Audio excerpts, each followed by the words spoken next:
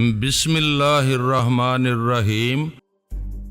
پورس نے اپنی جیب سے ایک گولی اور ایک کیپسول نکال کر اسے دیتے ہوئے کہا، انہیں احتیاط سے استعمال کرو کیونکہ یہ آخری ہیں اور ہمیں پتہ نہیں اس مہم میں کتنے دنوں تک مصروف رہنا ہوگا، ہماری یہ گولیاں کب تک ہمارے کام آئیں گی۔ وہ بولی، اب یہ چیزیں ہمیں کم نہیں پڑیں گی، ہم جہاں جائیں گے وہاں ان کا ذخیرہ نکارہ بنانے سے پہلے ان میں سے کچھ اپنے پاس رکھ لیا کریں گے۔ میں تمہارے مشورے کے مطابق ایسا کروں گا، لیکن اس دنیا میں جہاں یہ گولیاں اور کیپسول ہیں ہم انہیں ضائع کرنے کے بعد اپنے پاس باقی رہ جانے والی گولیوں اور کیپسولوں کو بھی ضائع کر دیں گے۔ ہاں، ہمارے پاس جو چیزیں باقی رہیں گی ہم انہیں ضائع کر دیں گے۔ وہ دل ہی دل میں بولی، میں اتنی نادان نہیں ہوں، بے شمار گولیاں چھپا کر رکھوں گی اور پورس کو ان کی ہوا بھی نہیں لگنے دوں گی۔ وہ دونوں اس بنگلے سے باہر آ گئے۔ پورس نے پوچھا، پہلے ہم کہاں جائیں گے؟ میں کہہ چکی ہوں پہلے فرہاد اور اس کی فیملی کو ان چیزوں سے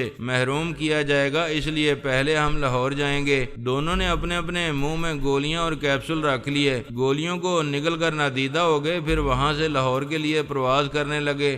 فہمی اور علی لاہور والی کوٹھی میں تھے۔ انہیں قتل کرنے کے لیے لارڈ 3 کے نام پرچی نکلی تھی اور لارڈ 3 نے یہ اچھی طرح پلاننگ کی تھی کہ انہیں قتل کرنے کے لیے کون سا طریقہ کار اختیار کرنا ہے۔ اس نے پہلے یہ معلوم کیا کہ وہ دونوں اپنی کوٹھی میں رہتے ہیں۔ انہیں اطمینان ہو گیا ہے کہ فخر الدین کا قاتل مختار شاہ اپنے برے انجام کو پہنچ چکا ہے، اب ان کا کوئی دشمن نہیں رہا ہے، اس لیے وہ کسی اندیشے کے بغیر اس کوٹھی میں وقت گزار رہے تھے۔ فہمی نے علی سے کہا، اس کوٹھی میں مجھے ابو کی بہت یاد آتی ہے، سوچتی ہوں یہاں نہیں رہنا چاہیے۔ علی نے پوچھا، یہاں نہیں رہو گی تو کہاں جاؤ گی؟ میں جناب تبریزی سے درخواست کروں گی کہ مجھے بابا صاحب کے ادارے میں رہنے کی اجازت دیں، وہاں رہ کر میں اور بہت سے علوم حاصل کرنے کی کوشش کروں گی۔ تم نے بہت کچھ سیکھ لیا ہے، اچھی خاصی تربیت حاصل کی ہے، خاص طور پر تمہارے فائٹ کرنے کا انداز دوسروں سے مختلف اور زبردست ہے۔ تھینک یو، میں نے آپ کے ساتھ رہ کر بھی بہت کچھ سیکھا ہے اور بہت کچھ سیکھ سکتی ہو۔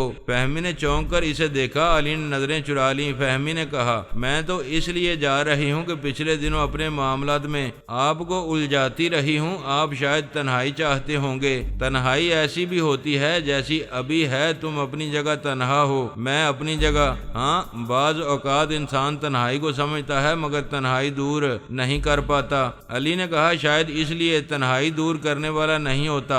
فہمی نے کہا، ہوتا ہے مگر حوصلہ نہیں ہوتا۔ علی نے چونک کر اس کی طرف دیکھا، پھر کہا، ہم بڑی بڑی چٹانوں اور پتھروں کو توڑ دیتے ہیں مگر پھول توڑنے کا حوصلہ نہیں ہوتا، کیا میں حوصلہ کروں؟ فہمی نے سر کو جھکا لیا۔ علی نے اپنا ہاتھ بڑھا کر اس کے ہاتھ پر رکھا۔ فہمی کے وہ ہاتھ دشمنوں کے 12 بجا دیتے تھے، لیکن اب اس کے 12 بجنے لگے۔ علی کے ہاتھ کے زیر سایہ اس کا پورا وجود لرزنے لگا۔ وہ دونوں بڑی مدت سے ایک ساتھ تھے، لیکن ان لمحات نے بتایا کہ وہ ساتھ ہوتے ہوئے بھی ساتھ نہیں تھے۔ اب ایک کا ہاتھ دوسرے کے ہاتھ کو ساتھی بنا رہا تھا، ساتھ رہنے اور ساتھ نبھانے کی راہیں ہموار کر رہا تھا۔ ایسے ہی وقت رنگ میں بھنگ پڑ گیا۔ ان دونوں کی چھٹی اس نے چونکا دیا۔ یوں محسوس ہوا جیسے اس کوٹھی میں ان کے علاوہ کوئی تیسرا چوتھا بھی موجود ہے۔ وہ دونوں فوراً ہی نادیدہ ہو گئے اور اس کوٹھی کے ہر حصے میں جا کر دیکھنے لگے۔ انہیں کوئی نظر نہیں آیا، لیکن ان کی حس کہہ رہی تھی کہ کوئی ہے، کوئی ایسا ضرور ہے جو ان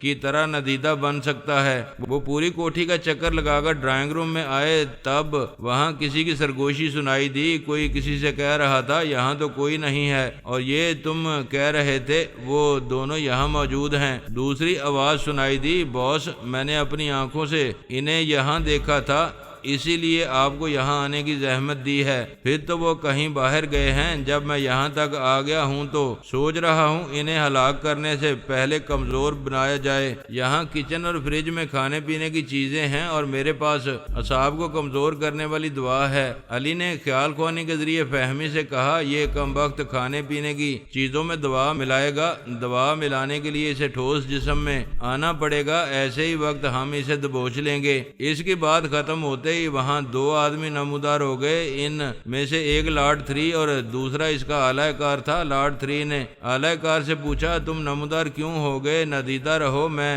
ابھی نمودار ہو کر کھانے میں دعا ملاؤں گا۔ باس آپ تو نظر آ رہے ہیں، کیا گولی منہ سے نکال چکے ہیں؟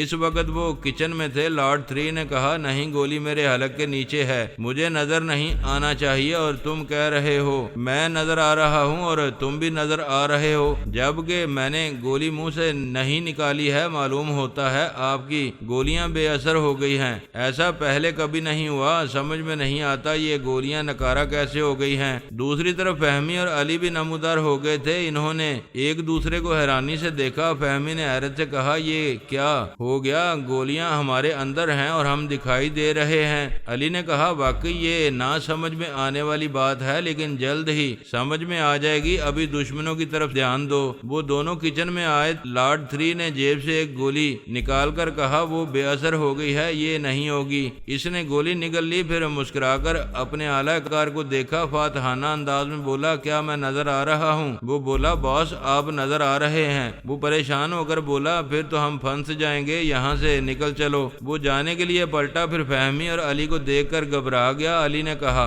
پہلے تعارف ہو جائے، تم کون ہو اور ہم سے کیا دشمنی ہے؟ دشمنی؟ وہ سہم کر بولا نہیں، میں یعنی کہ یہ میرا ساتھی ہے، ہم دونوں چور ہیں، یہاں چوری کرنے آئے تھے، اب نہیں کریں گے۔ فہمی نے اس کے قریب جاتے ہوئے اس کے دماغ میں پہنچنا چاہا۔ اس نے سانس روک لی۔ فہمی نے ایک الٹا ہاتھ رسید کیا، ہاتھ ایسا تھا کہ منہ دوسری طرف گھوم گیا۔ اس کے ساتھ ہی اس نے گھوم کر اعلی کار کو ایک کک ماری۔ اس ابتدا کے بعد وہ فارم میں آ گئی۔ دونوں کے درمیان پینترا بدل کر حلق سے چیخ نکالی۔ ایک کے منہ پر، دوسرے کی گردن پر قیامت ٹوٹی، پھر ایک کے سینے پر، دوسرے کی کمر پر آہنی سلاخوں کی طرح لاتیں پڑیں۔ آگ کی اس ہر آگ کے ساتھ دونوں کو دن میں تارے نظر آ رہے تھے۔ وہ انہیں اتنی مہلت نہیں دے رہی تھی کہ ان میں سے کوئی اپنے لباس میں چھپا ہوا ہتھیار نکال سکے۔ وہ مسلح تھے مگر ایک نہتی کے سامنے سنبھل نہیں پا رہے تھے۔ اس کی ہر آہ کسی ہتھیار کی طرح آ کر انہیں لگتی تھی۔ آہ اس کے بڑک لگانے کا انداز ایسا تھا جیسے مقابل کو بلا رہی ہو، آنے والے کی شامت آ جاتی تھی۔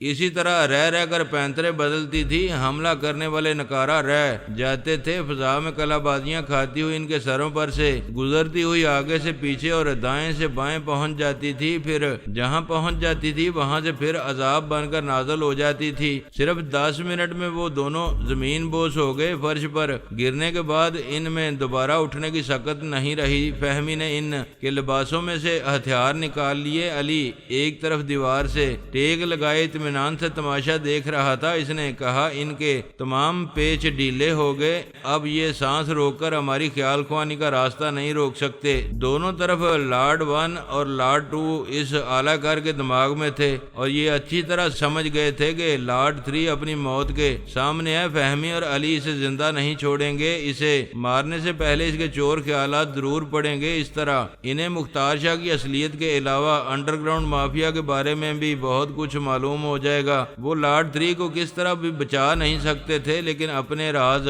کو اب بھی راز رکھ سکتے تھے۔ انہوں نے اچانک لارڈ 3 کے دماغ میں زلزلہ پیدا کیا۔ وہ چیخیں مارتا ہوا فرش پر تڑپنے لگا۔ فہمی اور علی حیرانی سے اس کے اندر جھانک کر معلوم کرنا چاہتے تھے کہ اسے کون اذیت پہنچا رہا ہے۔ وہ اتنی شدید تکلیف میں مبتلا تھا کہ اس کے چور خیالات نہیں پڑے جا سکتے تھے۔ پھر وہ دونوں لارڈز وقفے وقفے سے زلزلہ پیدا کرتے جا رہے تھے۔ دماغ ایک معمولی سا جھٹکا برداشت نہیں کرتا کہ جا یہ کہ اسے مسلسل جھٹکے پہنچائے جا رہے تھے۔ پہلے وہ بے ہوش ہوا۔ وہ دونوں لارڈز نہیں چاہتے تھے کہ وہ دوبارہ ہوش میں آ کر اپنے چور خیالات سنائے۔ انہوں نے ظالموں کی طرح انتہائی جھٹکے پہنچائے۔ وہ برداشت نہ کر سکا، اس کا دم نکل گیا۔ وہ اعلی کار سہما ہوا فرش پر پڑا تھا۔ وہ ایک پیشہ ور قاتل تھا جسے قتل کرنا ہوتا، اس پر کبھی اسے رحم نہ آتا۔ اب وہ فہمی اور علی کے رحم و کرم پر پڑا تھا۔ دونوں لارڈز نے اسے اس لیے چھوڑ دیا کہ وہ ان کے کسی راز سے واقف نہیں تھا۔ وہ جو لارڈ 3 مر چکا تھا اس کے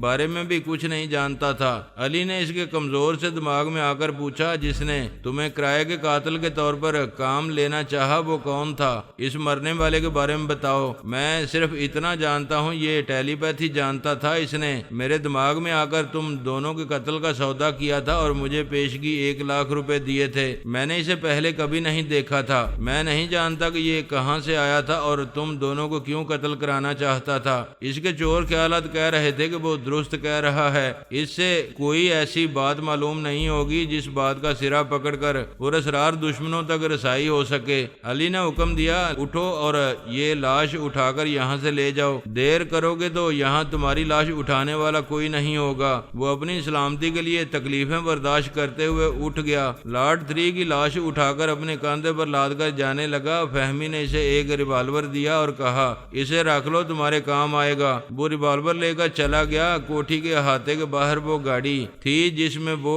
آیا تھا۔ وہ لاش کو ڈگی میں چھپا کر گاڑی ڈرائیو کرنے لگا۔ بہت دور جانے کے بعد اس نے فہمی کے حکم سے ریوالور کی نال کو کن پٹی سے لگایا، پھر ٹریگر کو دبا دیا۔ تیز رفتار گاڑی یک لخت گھوم گئی، ایک ڈھلان پر آئی، پھر الٹ کر نہر میں چلی گئی۔ فہمی نے دماغی طور پر حاضر ہو کر علی کو دیکھا۔ علی نے کہا، ہم مطمئن تھے کہ مختار شاہ جیسا دشمن مارا گیا ہے، اب کم از کم لاہور میں کوئی ہمارا دشمن نہیں ہے۔ تو عجب ہے، نئے دشمن کہاں سے پیدا ہو گئے ہیں؟ فہمی نے کہا، ہم جس کے ذریعے کچھ معلوم کر سکتے تھے اسے زلزلے کے جھٹکے پہنچا کر مار ڈالا گیا ہے۔ اس سے پتہ چلتا ہے کہ دشمن ایک نہیں ہے، کئی ہیں۔ انہوں نے اپنی سلامتی کی خاطر اپنے ساتھی کو ختم کر دیا ہے۔ علی نے کہا، ہم ان نئے پراسرار دشمنوں کے سلسلے میں غور کریں گے۔ پہلے یہ تو معلوم ہو کہ ہماری اور دشمنوں کی نادیدہ گولیاں بے اثر کیسے ہو گئیں۔ واقعی یہ حیرانی کی بات ہے، یہ کیسے معلوم کیا جائے کہ وہ بے اثر کیسے ہو گئیں؟ آؤ ہم جناب تبریزی کے پاس چلیں تاکہ ان سے بہت کچھ معلوم ہو سکے۔ انہوں نے خیال خوانے کی پرواز کی، پھر بابا صاحب کے ادارے کی طرف روانہ ہو گئے۔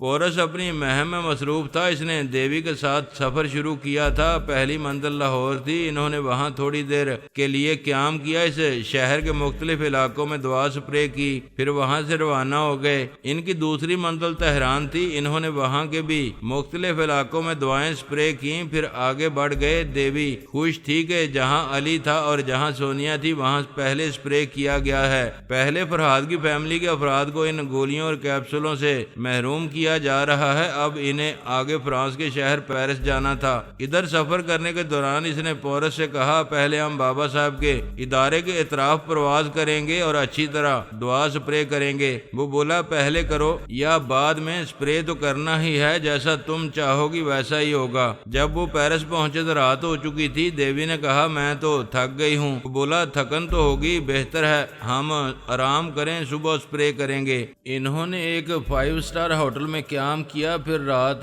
گزارنے کے لیے اپنے اپنے کمرے میں چلے گئے۔ دیوی یہی موقع چاہتی تھی۔ وہ خیال خوانی کے ذریعے وہاں کے فوجی افسروں کے اندر جھانکنے لگی۔ وہ جانتی تھی میجر ٹی انٹر نے گولیوں اور کیپسولوں کا ذخیرہ آرمی ہیڈ کوارٹر میں چھپا کر رکھا ہوگا۔ ٹی انٹر نے جن افسران کی تحویل میں وہ چیزیں رکھی تھیں، ان افسران کے دماغوں کو لاک کر دیا تھا۔ دیوی نے فوج کے اعلیٰ افسر کے چور خیالات سے معلوم کیا کہ ہیڈ کوارٹر کے ایک خاص حصے میں کسی کو جانے کی اجازت نہیں دی جاتی ہے۔ وہ فلائنگ کیپسول کے ذریعے اس ممنوعہ حصے میں پہنچ گئی۔ اسے کوئی دیکھ نہیں سکتا تھا۔ اس نے بہت کچھ دیکھا۔ ایک کوارٹر کے ایک کمرے کی دیواریں فولاد کی طرح مضبوط بنائی گئی تھیں، دروازے بھی فولادی تھے، گویا اس کمرے کو آہنی تجوری بنایا گیا تھا۔ وہاں کا دروازہ مخصوص نمبروں کے ذریعے کھولا جاتا تھا۔ دیوی نے نمودار ہو کر اس اعلیٰ افسر کو زخمی کیا جس کے دماغ کو لاک کیا گیا تھا۔ زخمی ہونے کے بعد وہ دیوی کے قابو میں آ گیا۔ اس نے مخصوص نمبروں سے دروازے کو کھولا۔ اندر بہت سے اہم فوجی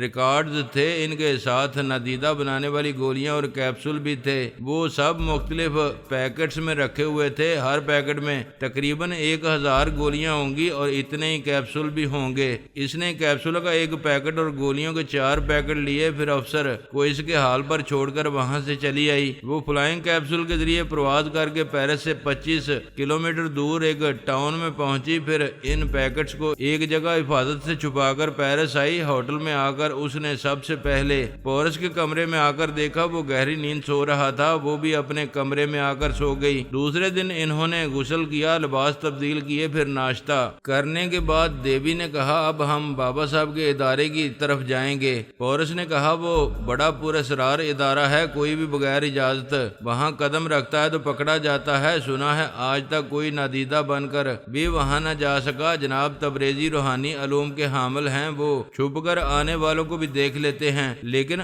हम इदारे के अंदर नहीं जाएंगे। इस इदारे के इतराफ प्रवाज करते हुए दवाएं स्प्रे करेंगे। क्या वो दवाएं इदारे के अंदर नहीं पहुंचेगी? जरूर, इदारे के अंदर हर शय में वो दवाएं असरअंदाज होंगी। इन दोनों ने नादीदा बनकर वहां से प्रवास की। पेरिस से गुजरते हुए बाबा साहब के इदारे का रुख किया। जब वो इदारा 2 किलोमीटर के फासले पर रह गया तो वो आहिस्ता आहिस्ता जमीन पर उतरने लगे। देवी ने कहा, हम नीचे क्यों उतर रहे हैं? मालूम होता है कैप्सूल का असर खत्म हो रहा है। और देवी, ये क्या तुम तो नजर आ रही हो? क्या गोली मुंह से निकाली है? नहीं, गोली मेरे अंदर है। ये है भगवान, तुम भी तो नजर आ रहे हो। पोरस अपने ठोस जिस्म को छू कर देखने लगा, फिर बोला, मैं सोच भी नहीं सकता था कि कोई हम पर स्प्रे कर सकता है। हम पर कौन स्प्रे करेगा? हमारे पास जो दवा है वो किसी के पास नहीं हो सकती। बाबा साहब के इदारे में नामुमकिन को भी मुमकिन बना दिया जाता है। मैं ऐसी दवा हासिल कर सकता हूँ तो क्या इदारे वाले हासिल नहीं कर सकते?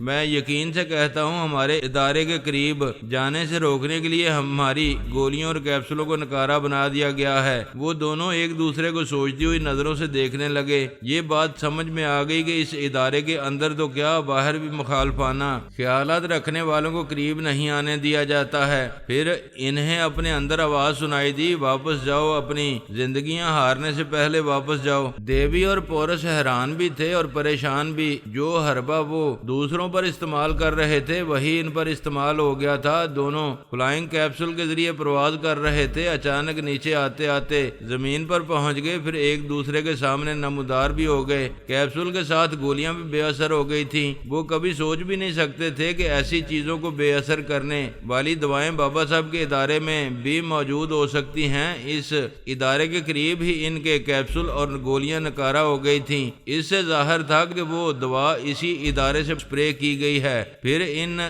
दोनों ने अपने दिमागों में किसी की आवाज सुनी। वो पराई सोच की लहरों को महसूस करते ही सांस रोक लिया करते थे, अपने अंदर आने वालों को भगा दिया करते थे, लेकिन इस आवाज को ना भगा सके। ये बात फौरन समझ में आ गई, कोई रूहानी टेलीपैथी के जरिए आया है और वो आने वाली हस्ती जनाब तबरेजी की थी। इन्होंने तनबीह की थी, वापस जाओ, अपनी जिंदगियां हारने से पहले वापस जाओ। पहले तो वो दोनों गूंगे बनकर रह गए। इनकी समझ में नहीं आया कि क्या जवाब दें। इनसे वापस जाने के लिए कहा जा रहा था। अब वो आगे जाने का हौसला नहीं कर सकते थे और नाकाम वापस जाना नहीं चाहते थे। देवी ने हिचकिचाते हुए कहा, हम वापस चले जाएंगे, लेकिन कुछ अर्ज करना चाहते हैं। आप ईमान वाले और इंसाफ पसंद हैं। हमारी इंसाफ पसंदी को समझ रहे हैं कि हमने दूसरों को इन चीजों से महरूम करने से पहले खुद को इन चीजों से महरूम किया है। बेशक हम पोरस के इस जज्बे की कदर करते हैं। तुम क्या कहना चाहती हो? इंसाफ का तकाजा है कि ये चीजें आपके इदारे में भी ना हों, लेकिन इससे पहले कि हम इन्हें नकारा बनाते, आपने हमें नकारा बना दिया है।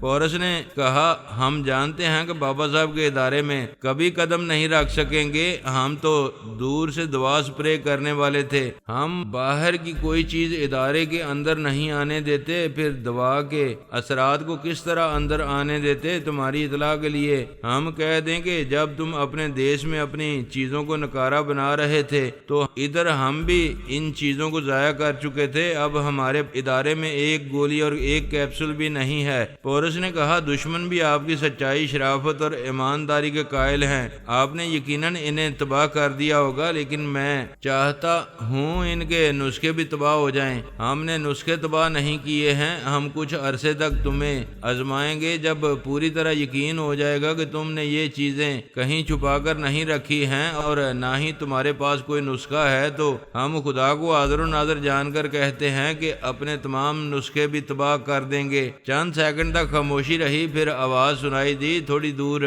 जनूब की सिमत जाओ, हाईवे पर पहुंचोगे तो एक सफेद कार वहां मिलेगी। لے گی، وہ تمہیں پیرس پہنچا دے گی۔ وہ دونوں سر جھکا کر جانے لگے۔ اب کوئی ان کے دماغ میں نہیں بول رہا تھا۔ دیوی نے کہا، میں نے تمہیں سمجھایا تھا کچھ زیادہ گولیاں اور کیپسول اپنے پاس رکھو، اب پریشانی کیا ہے؟ کیوں انجان بن رہے ہو؟ اب ہمارے پاس کچھ نہیں رہا ہے۔ ہوٹل کے کمرے میں ایک گولی اور ایک کیپسول ہے، تمہارے پاس ایک ایک ہے اور ہم دو ہیں۔ اب ہم جس ذخیرے کو ضائع کرنے جائیں گے وہاں سے ایک گولی اور ایک کیپسول تمہارے لیے حاصل کر لیں گے۔ پھر اسی ایک پر تمہاری سوئی اٹک گئی ہے، تم کچھ زیادہ اپنے پاس کیوں نہیں رکھتے ہو؟ اگر ہم زیادہ رکھ کر بابا صاحب کے ادارے کی طرف جاتے تو وہ تمام بھی نکارہ ہو جاتے۔ تم چیزوں کی تعداد نہ دیکھو، اپنے مقاصد کے مطابق کام کرتی رہو۔ وہ خاموش رہی، یہ سمجھ گئی کہ وہ بھی پارس کی طرح ضدی ہے، اس سے بحث کرنا فضول ہے۔ اس نے اس کی لا علمی میں گولیاں اور کیپسول چھپا کر رکھ لیے تھے، اسے اطمینان تھا وہ آئندہ بھی پورس کی مرضی کے خلاف ان چیزوں کا ذخیرہ کرنے والی تھی۔ بابا صاحب کے ادارے کی گاڑی نے انہیں پیرس کے ہوٹل تک پہنچا دیا۔ پورس نے اپنے کمرے میں آ کر دروازے میں سے ایک گولی اور کیپسول نکال کر کہا، گولی بڑی ہے، اس کے دو حصے ہو سکتے ہیں، اس طرح تم بھی نادیدہ بن سکتی ہو، پھر تم میرے اندر رہو گی۔ میں فلائنگ کیپسول کے ذریعے پرواز کر کے میجر ٹی ہنٹر کے ذخیرے تک پہنچوں گا۔ دیوی نے اتنی دیر میں دوسری تدبیر سوچ لی تھی۔ اس نے کہا، میں بہت تھک گئی ہوں، آرام کرنا چاہتی ہوں، تم اس گولی کے دو ٹکڑے نہ کرو، اسے تم ہی استعمال کرو۔ تم اتنے جوش اور جذبے سے اس نئی مہم میں شریک ہوئی ہو اور اتنی جلدی تھک رہی ہو، تمہیں میرے ساتھ ہمیشہ تازہ دم رہنا چاہیے۔